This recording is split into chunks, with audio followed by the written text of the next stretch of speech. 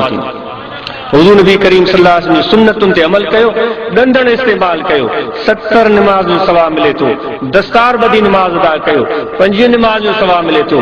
दाढ़ीअ खे वधायो 4 आङुरनि जे बराबरि आहे, सुन्नत आहे। ऐं फराइज़ शरीयत जा उहे सुन्नतुनि खां घणो मथे आहे। 5 वक़्त नमाज़ फर्ज़ आहे, वधीक अहम, घणो अहम, सभिनी खे ताक़ीद आहे त नमाज़ 5 वक़्त अदा कयो, सभिनी खे ताक़ीद। ऐं रमज़ान शरीफ़ जे महीने में रोज़ा रखण इहे फर्ज़ अथव, को चारो न आहे हिन खां बचण जो, सवा उज़र जे, जेकॾहिं कंहिंखे उज़र आहे। ज़कात निसाब वारे ते वाजिब आहे, साल में हिकिड़ो भेरो बिना देर जे अदा करे। हज हैसियत वारे ते फर्ज़ आहे, हर कंहिं ते फर्ज़ न आहे, जंहिं ते फर्ज़ आहे उहो बिना देर हज अदा करे। शरीयत इंतिहाई सवली आहे दोस्तो, का ड्रेग आहे ई कान का। बाक़ी तोखे पंहिंजो शौक़ आहे घणनि नफ़लनि पढ़ण जो, मना बि कान्हे का पियो पढ़, जेतिरा पढ़ी सघीं थी।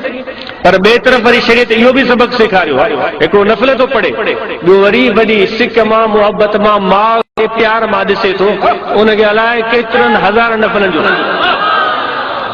केॾो सवलो आहे दीन दोस्तो, केॾो सवलो। मथां सम्झो दीन रुगो मस्जिद जो नालो आहे।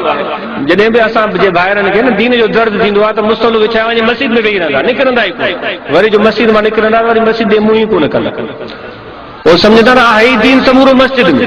दोस्तो दीन तव्हांजे घर सां बि वाबस्ता आहे, तव्हांजे ॿारनि सां बि वाबस्ता आहे, तव्हांजे ज़ालुनि सां वाबस्ता आहे, हर जॻह ते दीन तव्हांजी रहनुमाई करे। दीन सिर्फ़ नफ़लनि जो नालो न आहे, सजदनि रुकूअनि जो नालो न आहे, मथां भुलियल हुजो। तूं रुगो इन नियत सां कंहिं सां खिली थो मिली, हुज़ूर खिलंदा हुया, या हिन जी दिलि ख़ुशि थींदी, हिन दिलि ख़ुशि थींदी, मुस्कुराए थो, इहो बि सदको। रुगो खिले थो, खिली करे निहारे थो। अक्सर असां ॿाहिरनि जे चेहरे ते खिल त हूंदी ई कान्हे, हमेशह मुंहं ते गुस्से जा आसार हूंदा।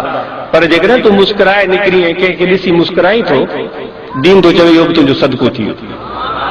हाणे कर हिसाब, केॾो सवलो कमु दोस्तो।